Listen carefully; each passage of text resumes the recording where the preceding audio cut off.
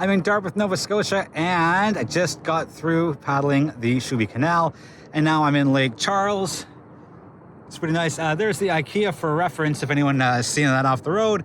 That's where I'm able to get to from here. And it's been such a cool experience. This feels like I'm a million miles away from absolutely everything. And yes, there are some cottages. Oops, hand got in the way. There are some cottages there and little beachfront properties.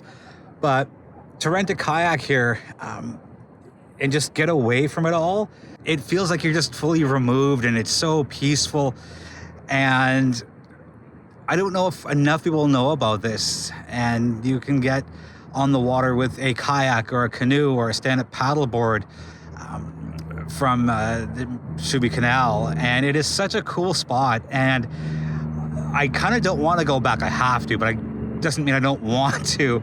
I love being on the water, and yeah, this is just so peaceful and serene. And the route from where you load in or drop into the water along the canal, it's so just full of greenery. It's a thin little spot, not too deep. You won't bottom out, but it's just so calm, and just you feel like you're millions of miles away from everybody else.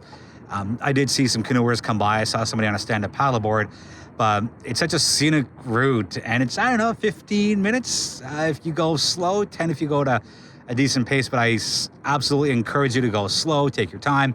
It's not a race, and it's just the beauty of being in Dartmouth, feeling like you're the only person in the world.